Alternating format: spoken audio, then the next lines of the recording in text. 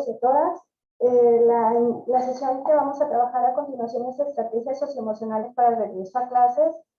Se agradece la participación de todos los docentes del nivel medio superior y posgrado. Mi nombre es Ariadna Zúñiga Torres, soy colaboradora aquí en la Dirección General de Educación Media Superior. A continuación le vamos a presentar el nombre de la facilitadora. Se llama la sesión, es Estrategias Socioemocionales para el Regreso a Clases Presenciales, que será impartido por la doctora Claudia Verónica Márquez González. A continuación, le voy a leer su currículum de la doctora. La doctora Claudia Verónica Márquez González labora aquí en la Universidad de Colima en la Facultad de Psicología.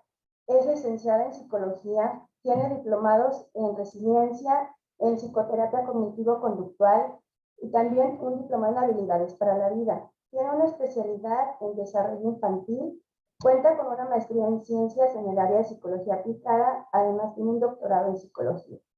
Los eventos académicos que ha impartido, ha sido facilitadora en el diplomado Habilidades Básicas para la Docencia Universitaria, impartiendo el módulo El rol del docente frente al modelo educativo y la gestión del currículum en la Universidad de Colima. Ha realizado un simposio sobre violencia escolar en la Pontificia Universidad Católica de Perú, también la introducción al análisis de datos en investigación cuantitativa en la Universidad de Colima. Sus reconocimientos: es investigadora incorporada al Sistema Nacional de Investigadores del SNI-CONACYT en el nivel 1, y su experiencia profesional tiene la validación social del perfil socioprofesional del EGEL Psicología Bioelectrónica del Centro Nacional de Evaluación para la Educación Superior, ACER. Además, es integrante de la Comisión para el Diseño de Instrumentos de Evaluación del Sistema de Evaluación Docente Universitaria. A continuación, pasamos con la doctora Claudia Verónica para que imparta su conferencia. Adelante, doctora. Gracias, muy buenos días. Permítame compartir la pantalla, por favor, la presentación.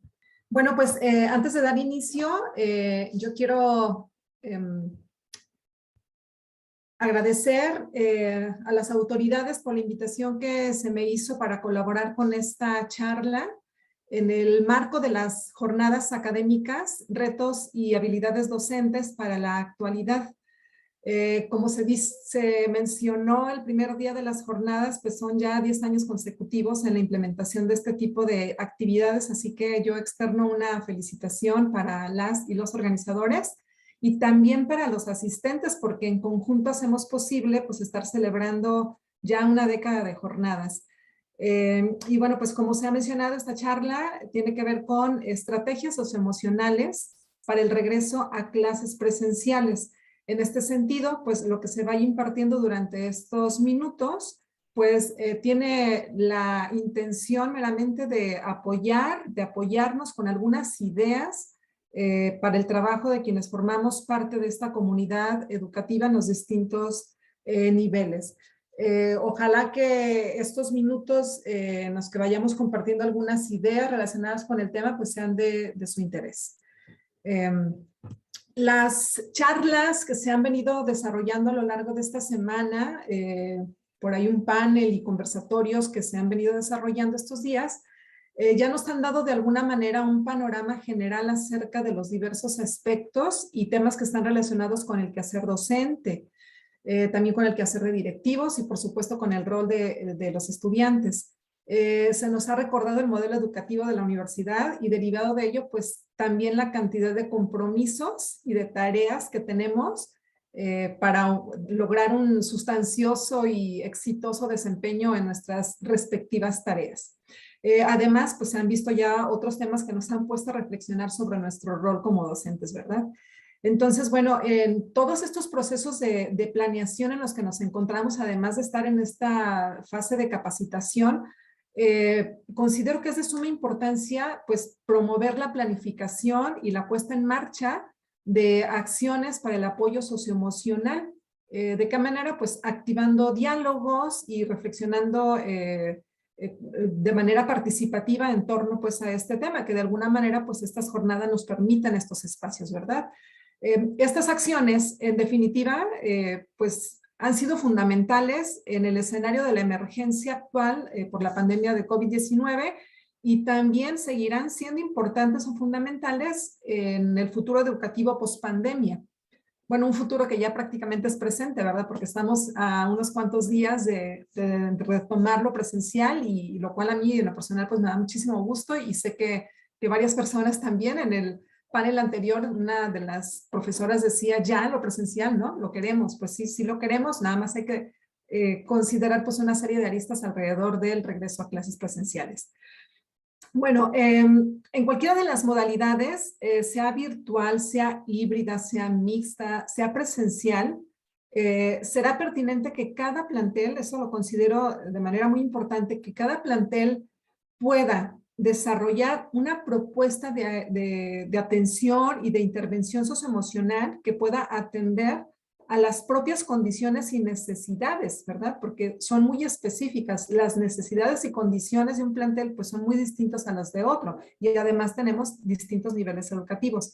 Entonces, es de suma importancia empezar a considerar el desarrollo de este tipo de acciones y programas que se vienen haciendo, pero aterrizarlo un poco más considerando sobre todo pues el regreso a la presencialidad y ser flexibles en la implementación de estos. Bueno, al respecto de estas modalidades, básicamente la intención en esta charla será pues concentrarnos un poco más en la presencialidad más que en lo virtual o en línea, que muy seguramente pues se va a mantener en algunos más de algún momento, pero sobre todo nos interesa ver qué es lo que podemos hacer con relación al regreso a clases presenciales. ¿Okay? Bien, para esto, hablar de lo socioemocional, pues nos lleva a cuestionarnos, bueno, ¿y qué es esto de desarrollo emocional? Vamos como partiendo pues de este primer punto. Permítame quitar que tengo aquí como una columna donde veo a varios y me distraigo. Ahí está. Creo que ya. Okay. Okay, mencionaba pues que un punto de partida será hacer referencia a esto de lo socioemocional, o sea, ¿a qué nos referimos cuando hablamos de ello?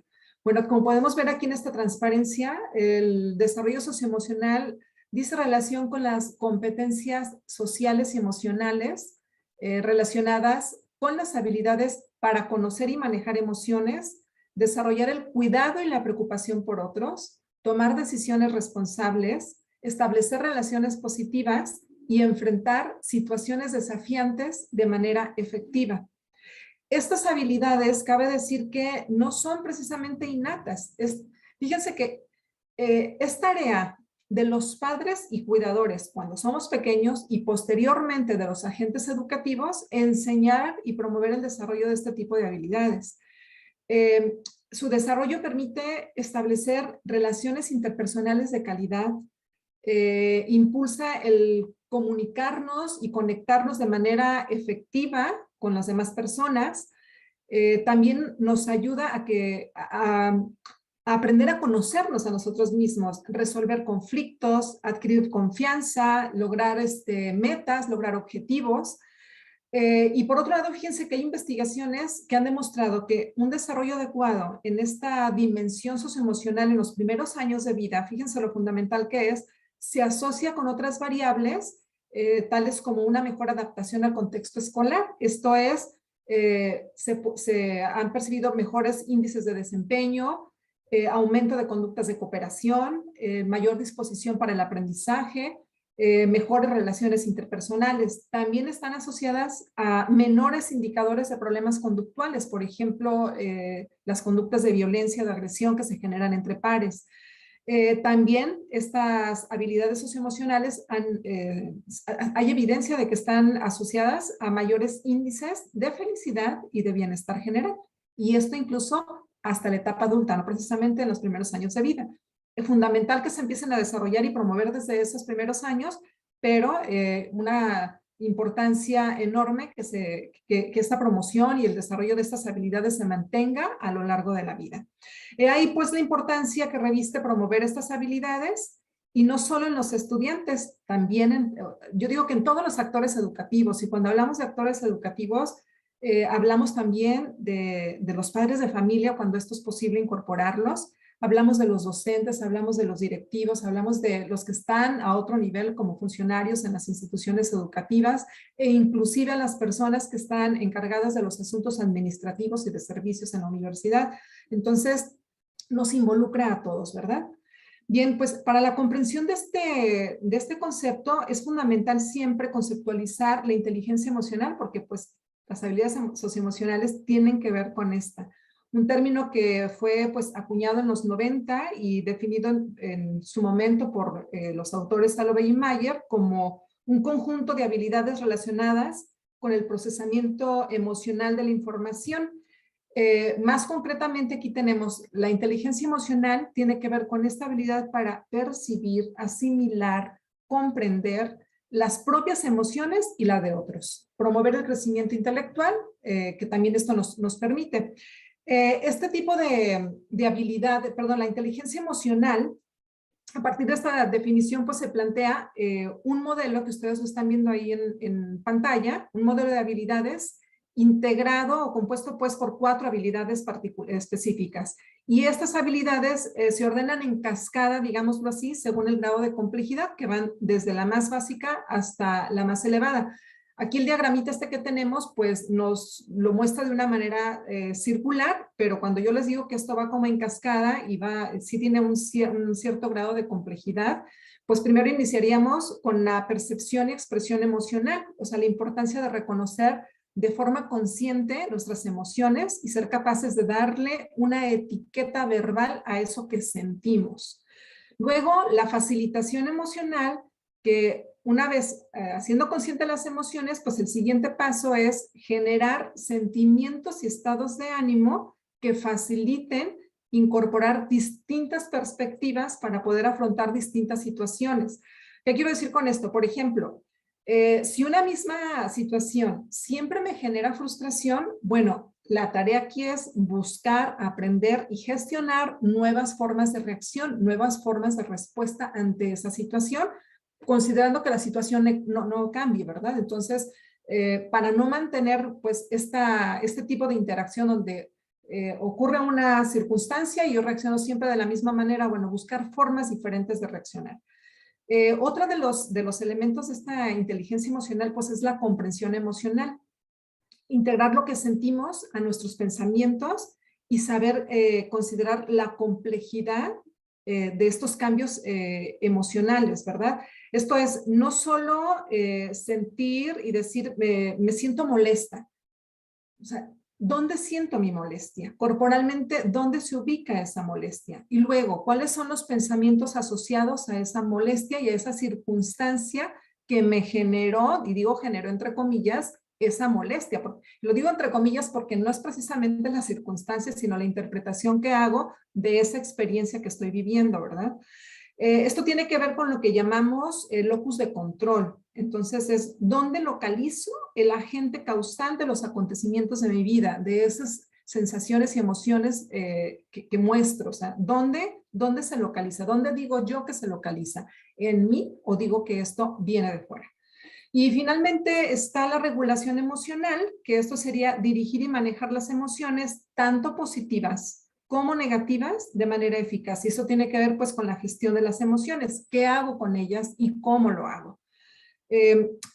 Luego de la propuesta de estos autores, hay otro autor que seguramente es de los más conocidos, Goleman, por ahí también en los 90s, habla de que estas competencias emocionales deben entenderse como un tipo de competencias básicas para la vida, que son esenciales para el desarrollo integral de la personalidad y también son un complemento indispensable para el desarrollo cognitivo.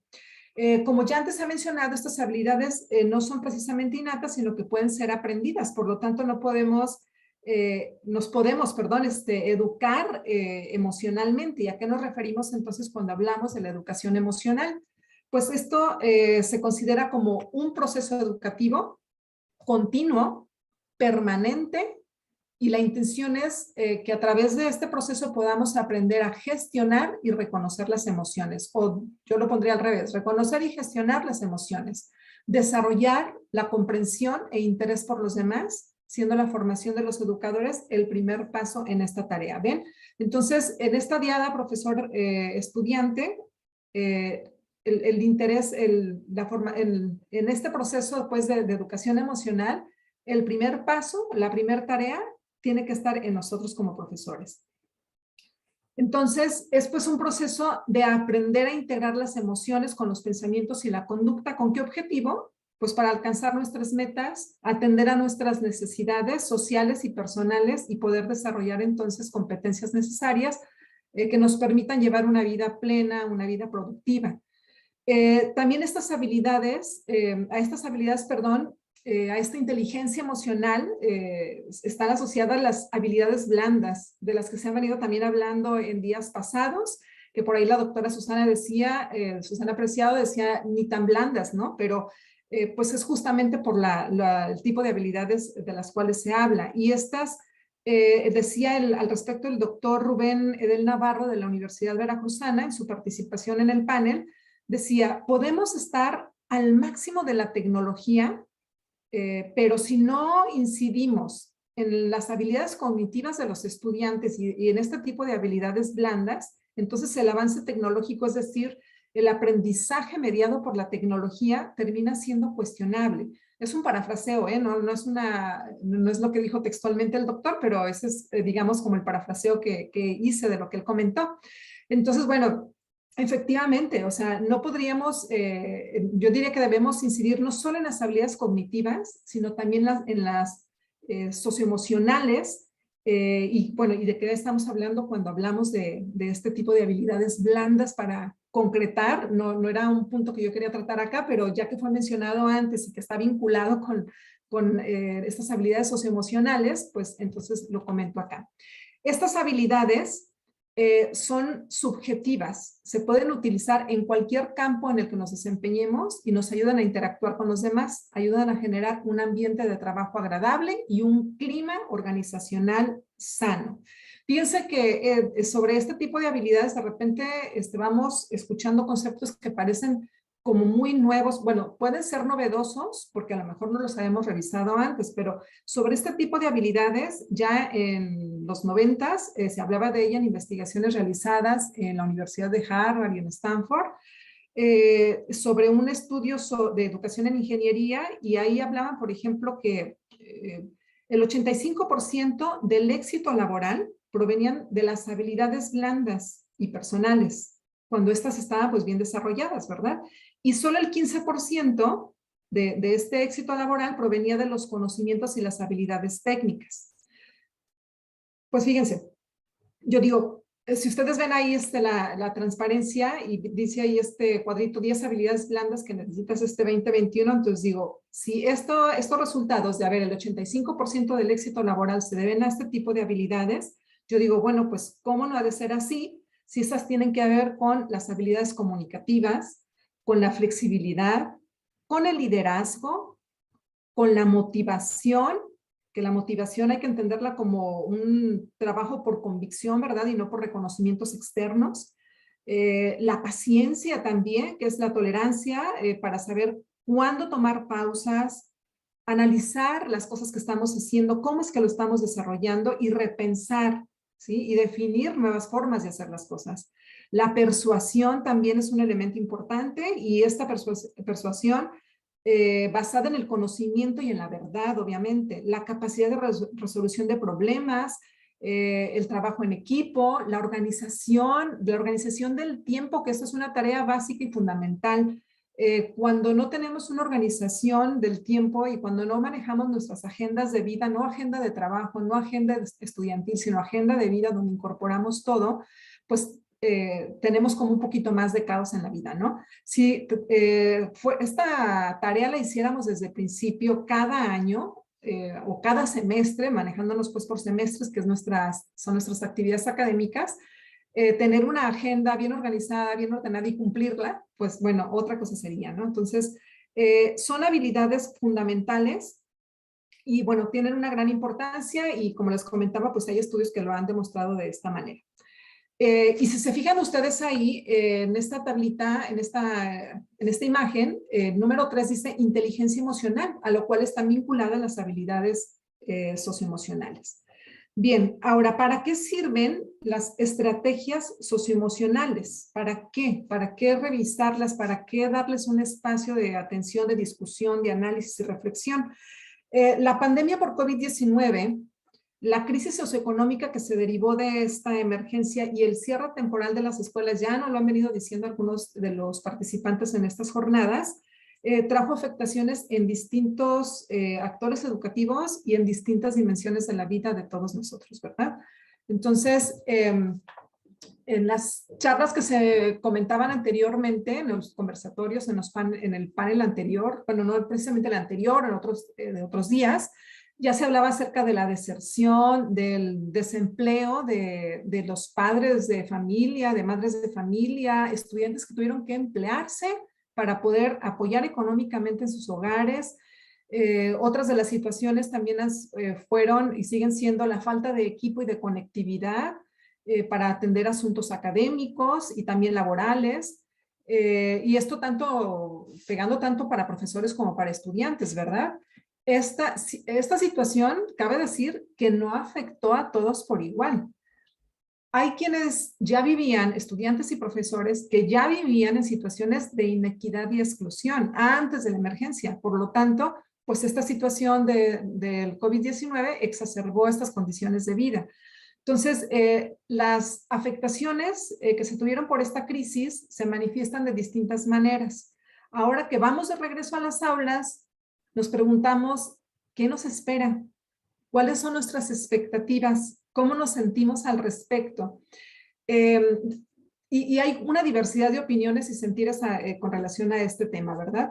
Fue ayer o hace 2 días, ya no recuerdo, me encantó este ejercicio que hizo como cierre el doctor Antonio Gómez Nashiki con los panelistas, a ver si recuerdo exactamente la instrucción que les dio, pero él les pidió que definieran en 3 palabras la situación actual relacionada con las expectativas para el regreso a la presencialidad.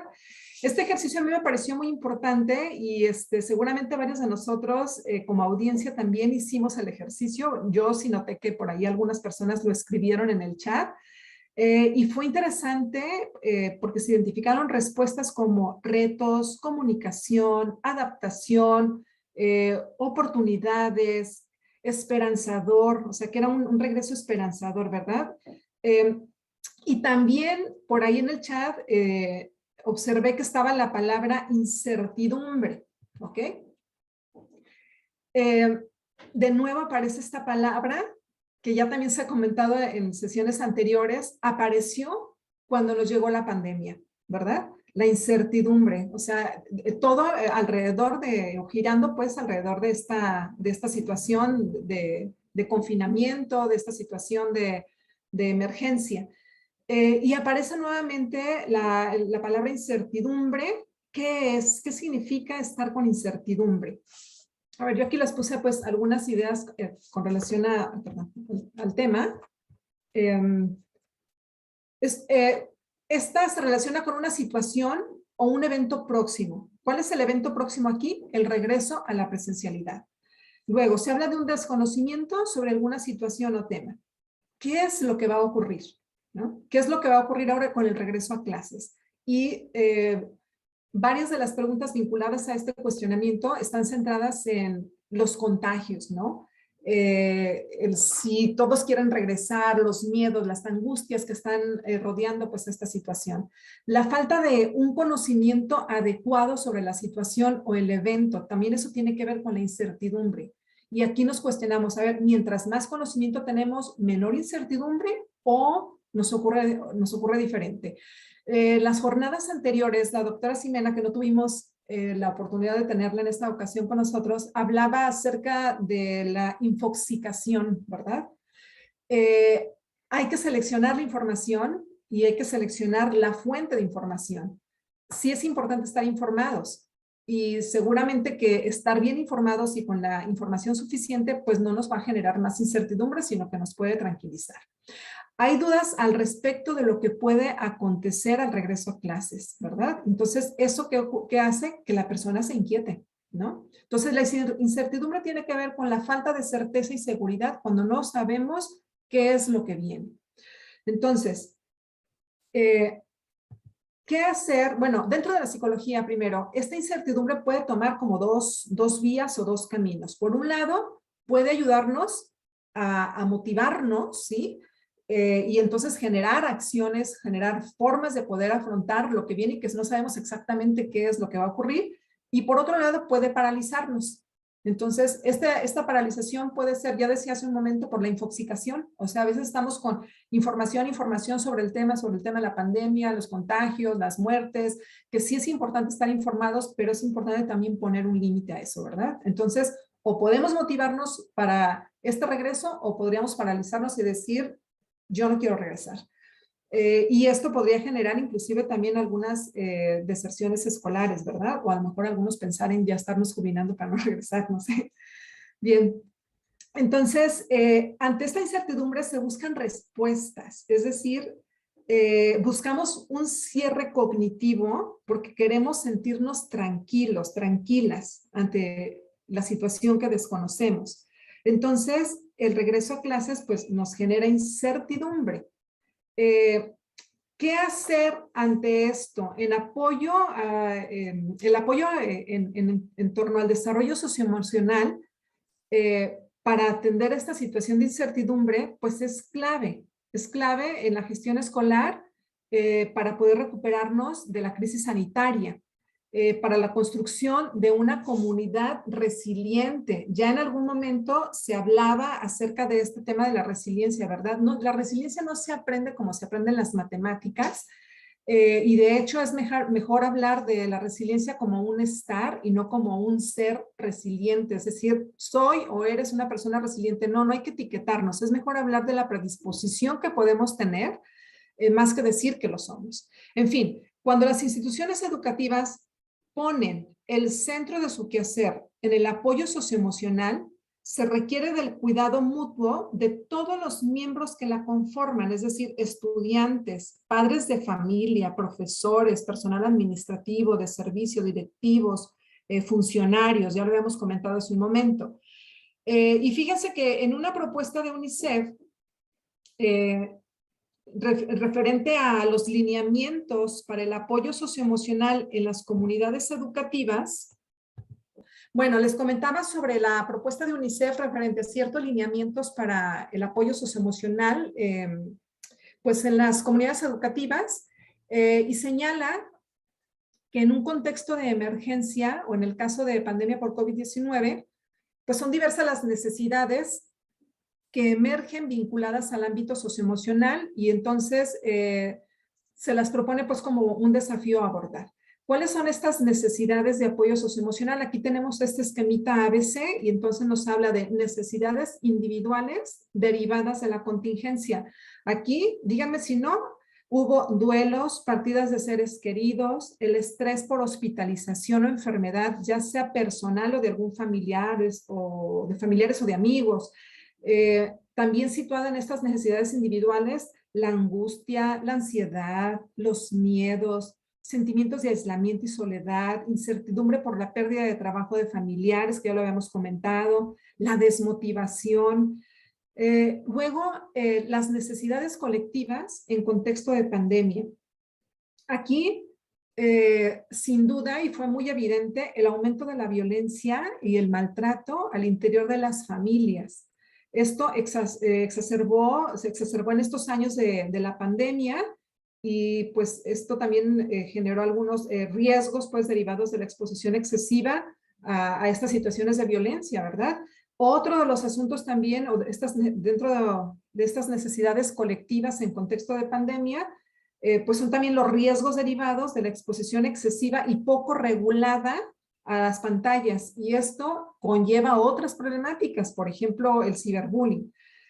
También hubo pérdidas de amistades y de vínculos cotidianos entre estudiantes, y no precisamente porque murió mi compañero, no, sino porque nos dejamos de ver y entonces empiezan a perder esas relaciones interpersonales. Bueno, esto lo voy a retomar un poquito más adelante. Y luego están las necesidades de existencia previa exacerbadas por la crisis. Es decir, las brechas socioeconómicas y digitales ya estaban presentes. La desigualdad social en las oportunidades de aprendizaje, ¿Para quiénes fue más complicado mantenerse en el proceso de enseñanza-aprendizaje durante la pandemia? Yo recuerdo por ahí en conversación con algunas profesoras de media superior, me decía alguna profesora de algunos estudiantes o algún estudiante tomando clase a temprana hora, 7 de la mañana, no sé, o 8 de la mañana, no sé el horario, en el jardín del pueblo, porque pues era el lugar donde podía captar la señal, ¿verdad? Entonces, esta situación de emergencia pues también nos permitió como darnos cuenta de una serie de problemáticas que ya estaban y que probablemente no teníamos mucha idea de ello, ¿verdad? Bien, esta es, digamos, la propuesta que presenta UNICEF y dice que pues son como necesidades a atender o a considerar para poder atender estas necesidades de apoyo socioemocional, ¿ok? Por lo tanto, es tarea de todos atender a estas necesidades. Cuando digo todos, pues son todos los actores educativos. Sin embargo, en este momento quiero destacar la labor primordial que tienen los directivos. ¿Por qué? Porque a ellos les toca liderar estrategias institucionales de apoyo socioemocional. Yo creo que en este sentido la Universidad de Colima nos favorece el tener el programa institucional de tutoría, el programa de salud mental, la CUAP, entre otros programas, que si faltan cosas por mejorar, pues todo es perfectible, ¿verdad? Pero contamos, digamos, con estos programas y quien los lidere. Otra de las labores o funciones primordiales de los directivos en esta situación de apoyo socioemocional, pues es destinar recursos y apoyos de actualización. En cuanto a apoyos de actualización, pues el caso más concreto y cercano es el tener estas jornadas académicas. Identificar las necesidades que afectan de manera diferenciada a la comunidad educativa. Cada plantel y en cada nivel educativo se viven situaciones de forma distinta, ¿ok? Entonces, de repente como generar un programa y aplicarlo a todos los niveles, a todas las escuelas, pues como que no es lo más funcional. Esto implica más trabajo, pero pues seguramente el impacto será mucho mejor que replicar un programa similar para todos los estudiantes de todos los niveles educativos y de todas las condiciones y contextos en los que se ubican, ¿verdad? Otra cosa es trabajar en la inclusión educativa. Esa también es una función y tarea primordial pues de los directivos, ¿verdad? Y es la inclusión educativa no solo en cuestiones de discapacidad, sino también, o más bien, tanto en situaciones, en condiciones de las personas en condiciones de discapacidad, también es la inclusión de género y la interculturalidad también. Bien, esta emergencia por COVID nos deja claro que en el marco de una emergencia requerimos unos de otros. No podemos hacer las cosas de manera aislada, ¿ok? Por lo tanto, uno de nuestros desafíos, y tiene que ser una situación permanente o un desafío permanente si lo queremos ver así, en el retorno a clases, será despertar la motivación, no motivarles, es despertar la motivación, generar acciones para que nos podamos sentir motivados, porque eso viene desde nosotros. Si hay acciones que se pueden generar externas que nos van a facilitar esta motivación, ahora con la presencialidad, pero nuestra tarea docente, si lo queremos ver así como docentes, pues es buscar formas en que el estudiante se pueda motivar, poniendo límites también, ¿verdad? Porque pues no tendríamos que hacer absolutamente todo por ellos. Ya se dijo hace un momento en el panel anterior, o sea, el que sean autónomos, ¿no? Y también en el panel que dirigió también el doctor Antonio Gómez Nashigi, uno de los participantes decía eso, o sea, el ser autónomos en el aprendizaje es una tarea importante también. Bien, la salud socioemocional es y será requisito entonces indispensable para aprender, y esta salud emocional pues se construye de forma colectiva. Necesitamos entonces crear redes de apoyo, redes de cuidado a través de las cuales podamos promover las condiciones favorables para la construcción de la resiliencia, para el desarrollo y la promoción de este tipo de habilidades. Entonces, ¿cuál es la ruta a seguir? En esta misma línea de lo que ha propuesto la UNICEF, señala esta ruta de apoyo socioemocional y ya véanlo esto como una de las primeras estrategias, que yo creo que son cosas que sí venimos haciendo, pero muy probablemente ocurra que realizamos cosas de manera medio aislada, ¿verdad? Entonces, replicamos los mismos procesos en distintos espacios y escenarios. Me refiero a que es necesario unir esfuerzos, ¿verdad? Para que entonces podamos generar intervenciones pues, más eficaces.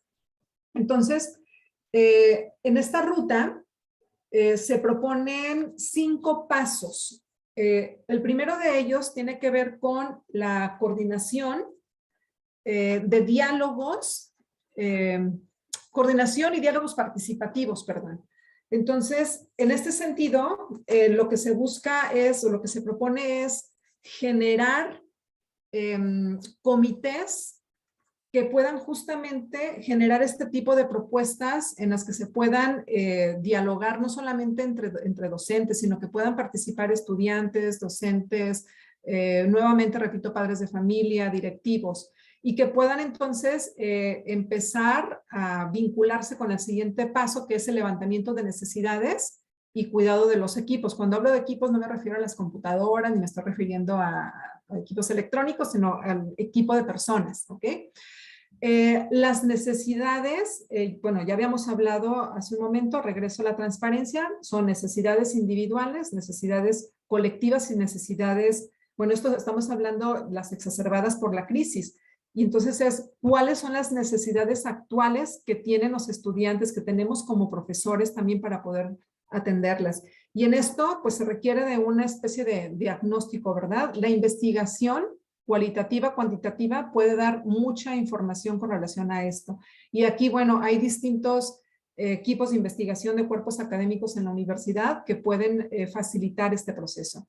El diseño de un plan de acción que derive justamente de la identificación de estas necesidades, un plan de acción que tenga metas y objetivos claros, implementación en múltiples niveles, pero atendiendo a las necesidades propias de cada nivel y de cada plantel, porque no todos tenemos las mismas necesidades. Y generar una evaluación continua de esta implementación de estos programas. No hay nada en específico porque eso es justamente una tarea que se debe realizar a partir de las necesidades que se evidencian en este levantamiento o en este diagnóstico. Bien.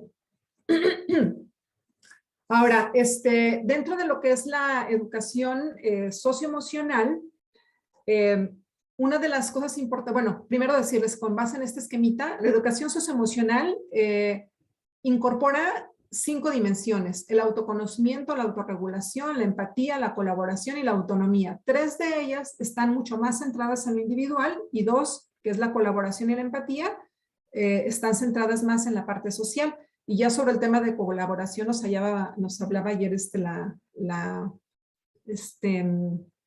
la maestra, ay, perdón, se me fue el nombre de la maestra, pero ayer en la última charla que tuvimos, nos hablaba justamente de este tema de la colaboración, ¿verdad? Del aprendizaje colaborativo. Bien, y aquí obviamente pues hacemos referencia al aprender a ser, aprender a hacer, aprender a convivir y aprender a aprender. La comunicación, perdón, aquí dentro de la educación emocional, aquí estoy citando yo a la doctora Ximena Chao, que no la tuvimos aquí, pero dije, bueno, voy a buscar parte de lo que ella ha trabajado de manera muy amplia en este tema y nos sugiere algunos puntos. Yo solamente rescaté algunos de las lecturas que hice, algunos puntos que me parecen esenciales vinculados con el tema de educación emocional. Y nos sugiere movilizar emociones positivas, actitudes productivas, proactivas y creativas. Reconocer las fortalezas y aprendizajes vividos por estudiantes y docentes, ¿ok? Generar un ambiente receptivo de bienvenida donde estudiantes y docentes y familias se sientan acogidos. Bueno, en el caso de educación media trabajan un poco más con las familias, entonces es importante que sientan que están, que son consideradas pues en este proceso de incorporación a las aulas. El involucramiento y participación de las y los estudiantes. Fíjense, por ejemplo, aquí me voy al punto 2 de reconocer las fortalezas y aprendizajes vividos por estudiantes y docentes. Preguntar, ¿qué es lo que te ha dejado la pandemia como aprendizaje? Y cómo estos aprendizajes se pueden vincular ahora a la presencialidad. ¿Cuáles de esos aprendizajes los mantenemos? ¿Sí? En punto 3 de generar un ambiente receptivo de bienvenida, A veces puede ocurrir, ojalá que no sea así, pero podría ocurrir que al iniciar los semestres, iniciamos de lleno con los programas educativos, o sea, con los programas de asignatura y empezamos así de lleno con las cuestiones más vinculadas a lo cognitivo, ¿verdad? Es importante dejar estos espacios inicialmente para poder conversar con los estudiantes, no solamente preguntar, nombrar lista o preguntar su nombre, sino preguntar cosas acerca de ellos, qué les gusta, qué les disgusta, y también nosotros compartir con ellos algunos temas, ¿verdad? Hasta donde sea posible, obviamente. El involucramiento y participación de los y las estudiantes. Las últimas generaciones que han ingresado a la universidad y al bachillerato, pues, no han tenido la oportunidad de llevar a cabo un proceso de presencialidad como antes ocurría. Entonces es importante que apoyemos en que se puedan ellos vincular entre sí, que puedan relacionarse entre sí, que puedan conversar entre ellos. Fíjense que cuando empezamos a regresar a las aulas, eh, teníamos un espacio pues porque se tenía que sanitizar cada determinado tiempo el aula y bueno, en esos espacios sí tratábamos, por ejemplo, con los estudiantes de primer semestre, los veíamos como aislados, ¿no? Así como el primer día de clases. A lo mejor 2 o 3 están juntas porque ya se conocían en el bachillerato, ¿no? Y los demás así, aislados, cada quien por su lado.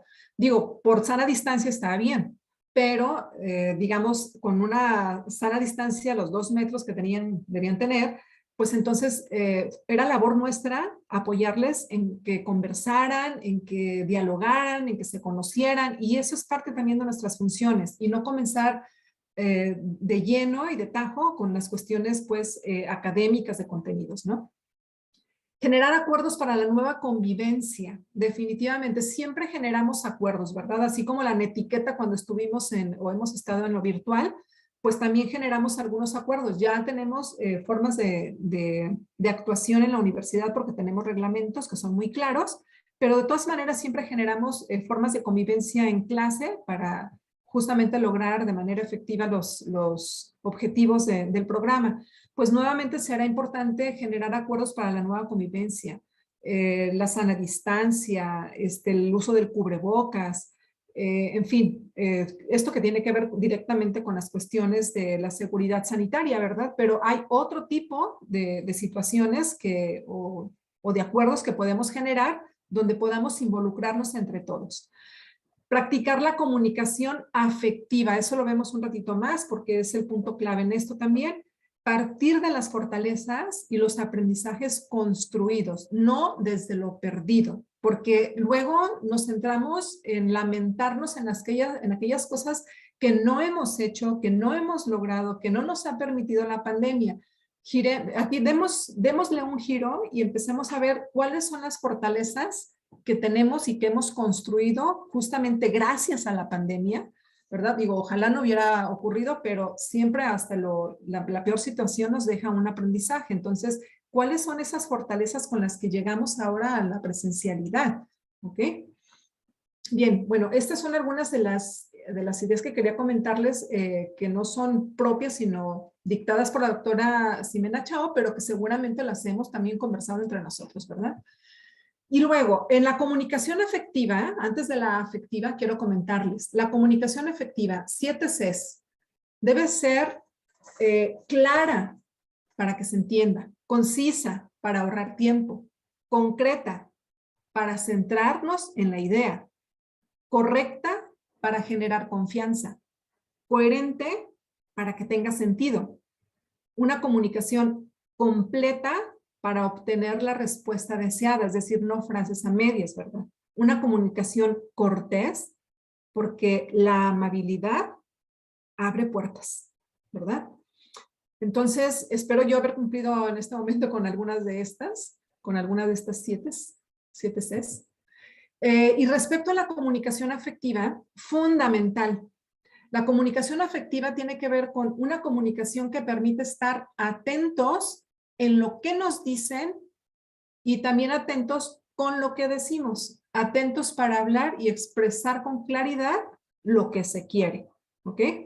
Entonces, en este sentido, como parte de una comunicación afectiva, que es parte de estas estrategias socioemocionales, algunos de los hábitos considerados como nutritivos y que forman parte pues de estas estrategias o de esta comunicación afectiva es preguntarles a los estudiantes cómo se sienten. Esto lo voy a comentar desde la función que tenemos como docentes. Preguntarles cómo se sienten, ¿sí? Y esperar la respuesta.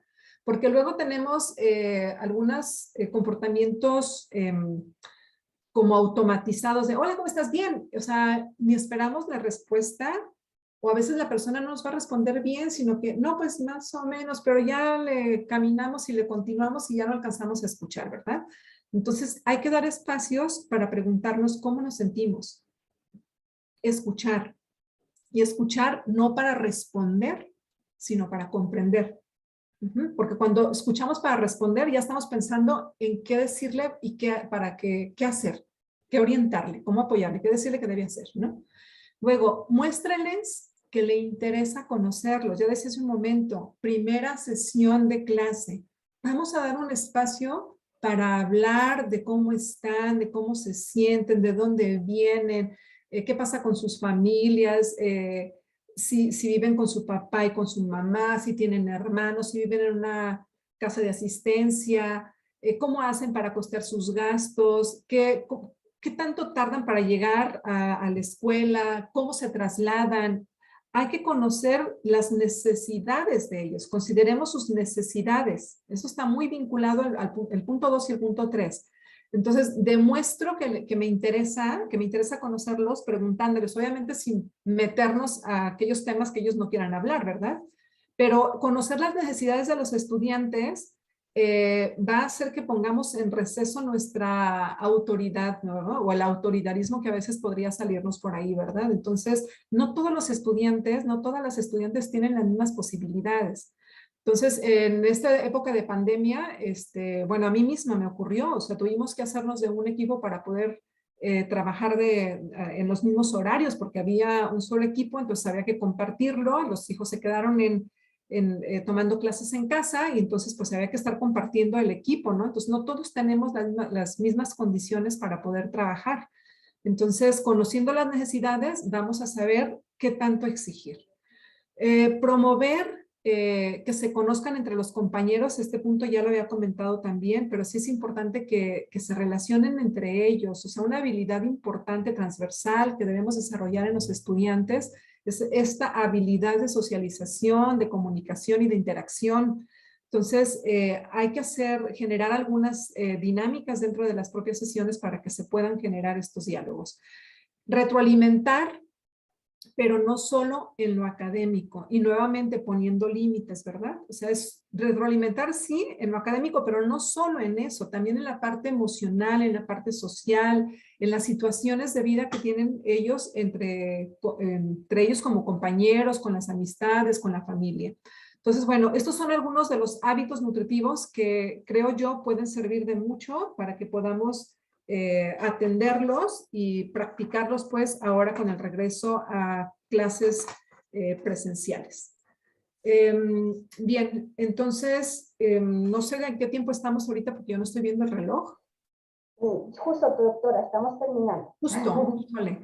Bueno, pues entonces ya nada más les digo, muchas gracias por su atención y si hay algún comentario, alguna pregunta, no he revisado yo el chat, así que cualquier comentario, pregunta, sobre todo algún comentario que quieran hacer, pero bueno, ya está. Dejo de compartir entonces, les agradezco mucho su atención y bueno, pues si hay preguntas, comentarios, soy toda oídos para ustedes. Claro, doctora. Ahora pasaremos al chat, en las preguntas que aparecen en el chat, del cual agradecemos que hay muchas preguntas, también muchas felicitaciones por su participación. Tenemos la doctora Marta Chávez pregunta, ¿cuáles serían las estrategias que recomendaría a los responsables de la educación media, educación superior y posgrado para trabajar en estas habilidades, dado que actualmente se demandan en el mercado laboral? ¿Cuáles serían las estrategias socioemocionales? Bueno, una de los puntos de partida que yo comentaba es el seguir si no la ruta que yo les presenté propuesta por UNICEF, UNICEF la presenta en un documento que tiene que ver con sostener, ¿verdad? Y justamente derivado de esta pandemia. Pero yo creo que esa es como una de las primeras cosas que debemos hacer, es coordinar lo que yo decía, diálogos y reflexiones donde podamos participar distintos actores educativos. Eso yo creo que es primordial.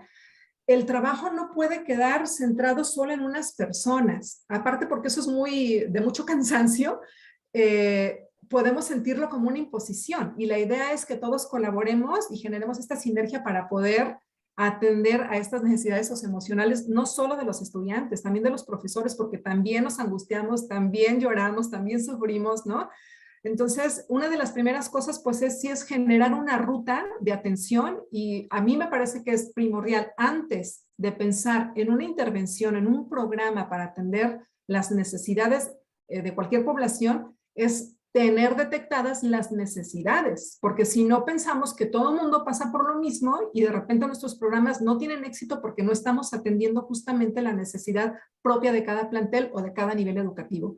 Me parece que esa es una de las primeras cosas que deberíamos hacer y también comentaba yo que por fortuna en la universidad tenemos bastantes programas de apoyo, entonces pues habría que a lo mejor nadar nuevamente en esos programas. Yo voy a confesar algo aquí públicamente.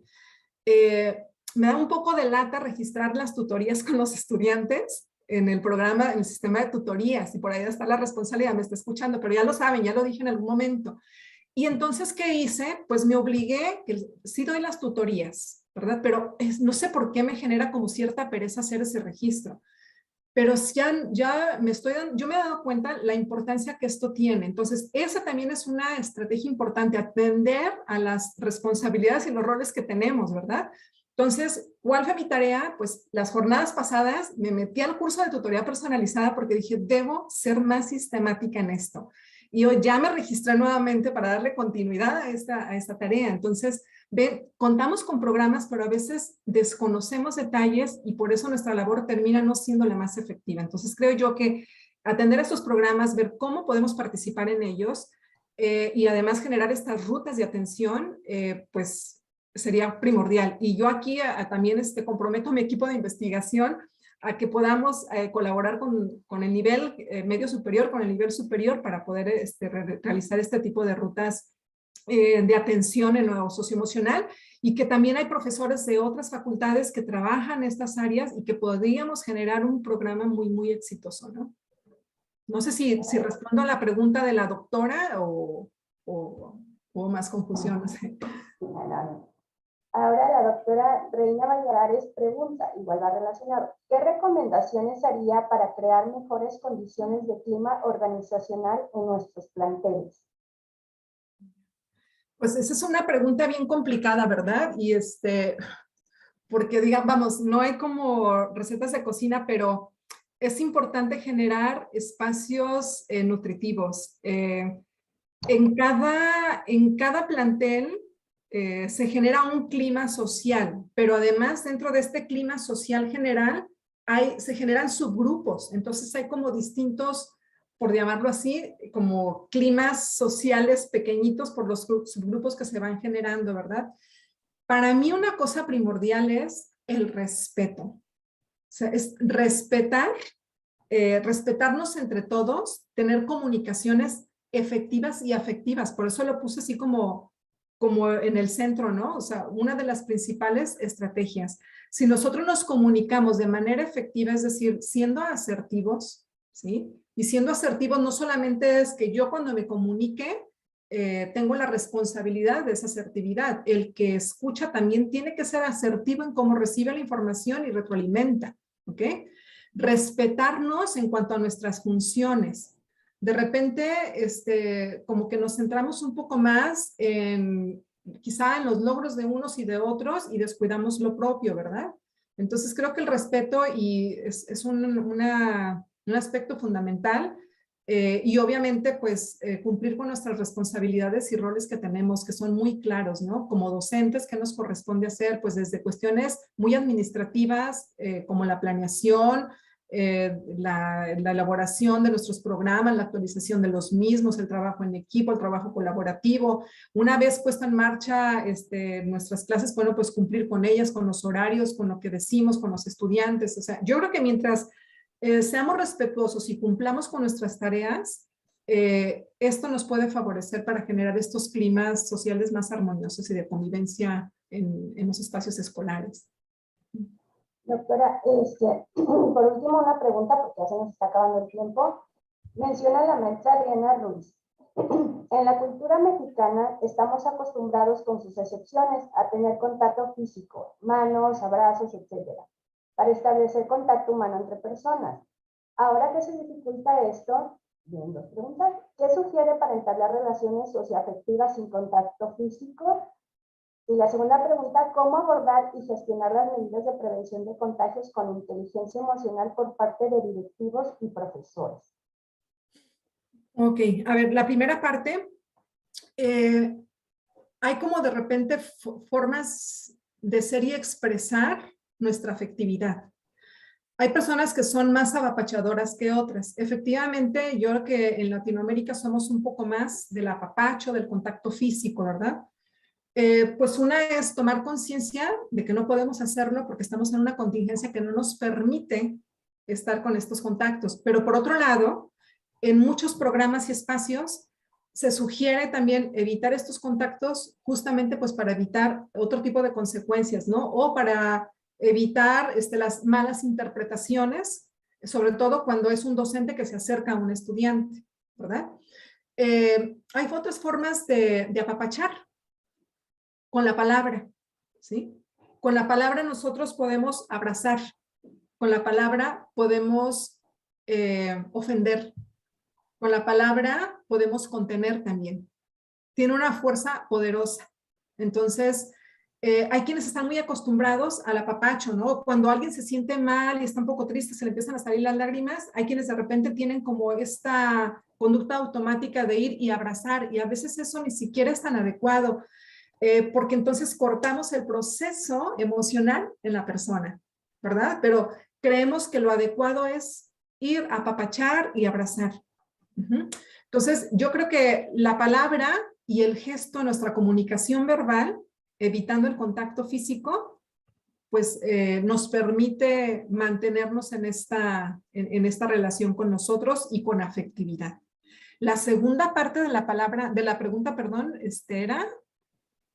La segunda pregunta dice, ¿cómo abordar y gestionar las medidas de prevención de contagios con inteligencia emocional por parte de directivos y profesores? Bueno, pues es que lo primero es seguir todas las medidas, ¿no? Que nos aseguran que efectivamente pues vamos a evitar estos contagios. O sea, si estamos hablando o habla de contagio emocional, ¿de qué habla? Hace referencia igual a cómo abordar y gestionar las medidas de prevención de contagios. De contagio, bueno, supongo que Ajá. evitar los contagios en cuanto al virus, ¿verdad? Al virus. Ahí no tenemos otra más que seguir todas las medidas, ¿no? Que ya las conocemos desde la sana distancia, el uso del cubrebocas, tenemos también el lavarnos las manos con frecuencia, el evitar estos contactos, y bueno, pues es hacer cumplirlo, ¿no? Y en el caso de es que no logro entender cómo esta parte con la inteligencia emocional, pero bueno, yo diría que si me quiero y me interesa y quiero a las otras personas, pues voy a hacer un esfuerzo por cumplir con estas reglas, ¿no? Con estas restricciones. Aún cuando me interesa mucho el abrazo, aún cuando me interesa mucho manifestar mi afecto a la otra persona de manera con el contacto físico, pues yo creo que efectivamente por ese cariño, ese amor o ese afecto que le tengo, voy a poner un límite, una restricción y evitar pues el contacto físico, que fue lo que nos ocurrió a muchas familias, ¿no? Yo provengo de una familia súper numerosa y en la primera Navidad pues cada quien estuvo en sus casas, ¿no? La tecnología nos sirvió para poder conectarnos, para poder saludarnos y expresarnos pues nuestro cariño, nuestro afecto, nuestro amor. Entonces creo que por ahí va pues este asunto, ¿no? El respetar todas las indicaciones que se nos den.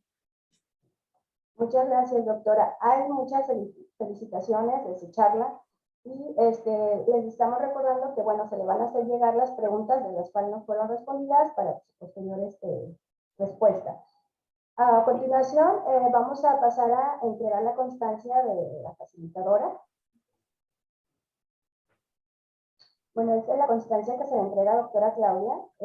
La Universidad de Colima, a través de la Dirección General de Desarrollo Personal Académico, otorga la presente constancia a Claudia Verónica Márquez González por impartir la charla en línea Estrategias Socioemocionales para el regreso a clases presenciales como parte de las jornadas académicas en el marco institucional de formación docente el 21 de enero de 2022 en su modalidad en línea con duración de 1 hora y valor curricular. Atentamente, Estudio Richie Trabaja, México, Colima, México, enero de 2022. Y la firma la doctora Marta Eugenia Chávez González, directora general de ICEDECA. Y bueno, muchísimas gracias. Muchas gracias, doctora. Y bueno, pues con esto damos por terminada nuestra charla. Esperamos que continúen las jornadas, continúen la próxima semana, esperando contar con su asistencia. Les agradecemos su atención y su participación. Muchas gracias, doctora. Gracias a ustedes, que tengan un lindo día. Gracias, hasta luego. Chao.